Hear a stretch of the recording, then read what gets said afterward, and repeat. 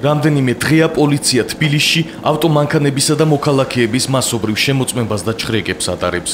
ერთ-ერთი ასეთი ფაქტის დაფიქსირების მცდელობის დროს გუშინ საღამოს ტელეკომპანია ტაბულას ჟურნალისტი პოლიციის თანამშრომლებმა გააჩერეს. გიორგი სიხარულიძის თქმით, მათ არც საბუთები წარუდგენიათ და არც გაჩხრეკის მიზეზი განუმარტავთ. Წუხელ დაახლოებით 9-15 წუთზე, როცა სასახლიდან გამოვედი კოსტავაზე ამ ტერიტორიაზე, შევესწარი შემდეგ ფაქტს, რომ გაჩერებული იყო რამოდენიმე საპატრულო პოლიციის მანქანა, დაკავებული ყავდათ რამოდენიმე პიროვნება, ჩხრეკდნენ რამოდენიმე, შეკრებილი იყო ხალხი, იყო შეხლა შემოხლა.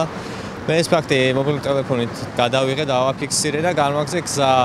რის შემდეგაც დამეწია შავი ფერის შკოდის მარკის ავტომობილი გამაჩერეს, გადმოვიდა იქიდან 4-5 პოლიციელი, გამომიყვანეს მანქანიდან, გამორთეს ტელეფონი, წაშალეს მასალა, გამჩხრიკეს, გაჩხრიკეს მანქანაც. იყვნენ ძალიან აღზნებულები, ანერვულებული, აგრესიულები. მეკითხებოდნენ თუ რა მქონდა მანქანაში უკანონო, რაზე ვიყავი ნასამართლები და მსგავსი კითხვები.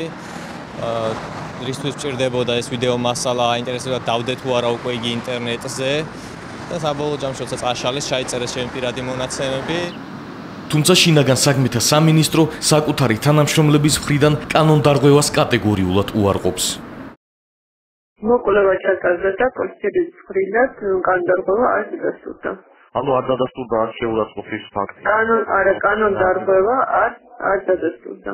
მოკლევასაც შეეხება მე არა მაქვს ინფორმაცია რა სახის მოკლევა ჩაატარა შინაგან საქმეთა სამინისტრო ვინაიდან მე არ დამკავშირებია უწყებიდან არავინ ჩემს არაფერი უკითხავთ ფაქტთან დაკავშირებით და ვერ გავაკეთე კონტაქტს თუ რა სახის მოკლევა შეიძლება დაწერო და რაზე საფუძველზე დაასტურეს რომ კანონდარღვევა არ იყო.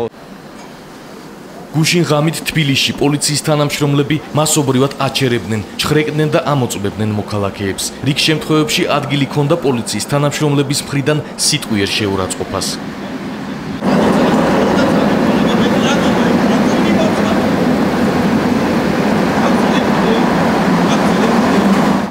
შინაგან საქმეთა სამინისტროს თანამშრომლები იწერდნენ მოქალაქეების პირად მონაცემებს და უღებდნენ სურათებს.